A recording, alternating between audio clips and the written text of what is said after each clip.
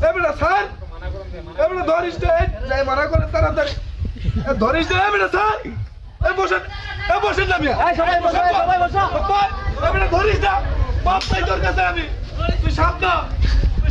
থাকিস বাড়ির প্রহরীদের জিন্নাত তোর কাছে আমি বাপ চাই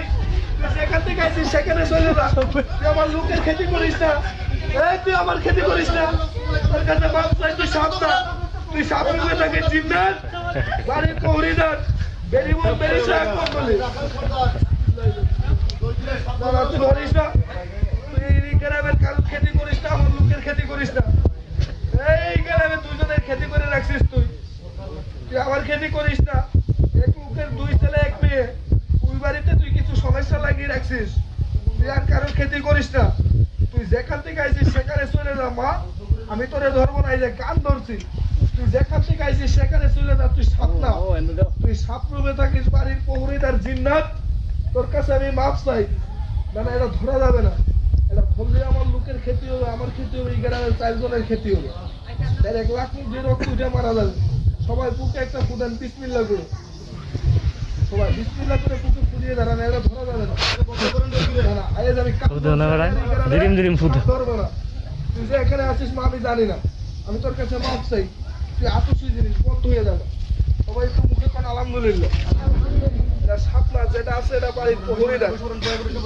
জিন্নাত এটা ধরলে আপনাদের সমস্যা হবে আমারও সমস্যা হবে এই গ্রামের এমনি একজনের খেতি করে রাখছে 2 ছেলে এক মেয়ে ওই বাড়িতে কিছু সমস্যা লাগিয়ে রাখছে এই সাপটা এই যে আরো 4 জনের খেতি করবে এই সাপে এটা কেউ ধরাবেন না কোনো সাপুরে আসলে 5 বছর এই গ্রামে ঢুকতে দিবেন না এটা যদি ডাইকে আনে এটা সমস্যা করবে আপনাদের সবাই বিসমিল্লাহ করে বুকে ফুটিয়ে দাঁড়ান সাপ নাই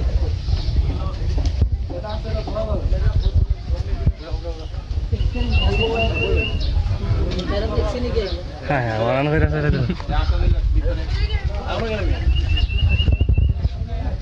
কি হলো ওরে মনির কি হলো মনির মিলছে এলো রে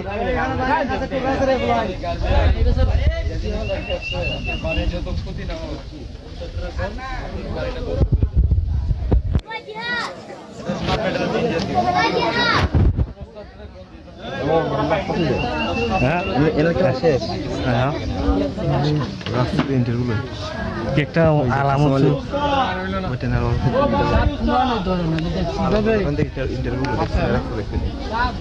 সাবধানে রইল না সেলিব্রিটি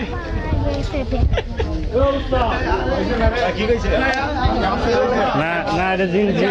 এটা সাপ না এটা জিন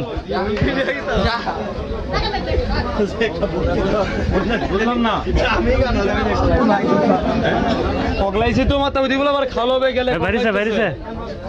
না হ্যাঁ এটা মাত ভাই না এটা জিম ও আচ্ছা ও তাই জায়গা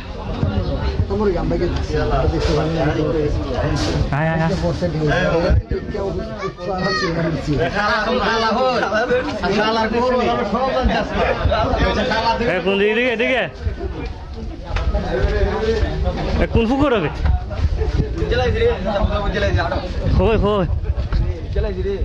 ওরে বেটা অত দূর গেছে অত তাড়াতাড়ি উড়া মারছে নি হ্যাঁ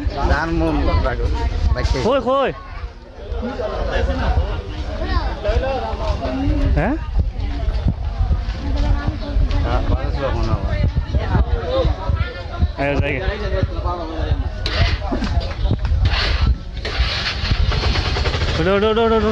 কইবে বাজার তো আমি কইতে পাইলে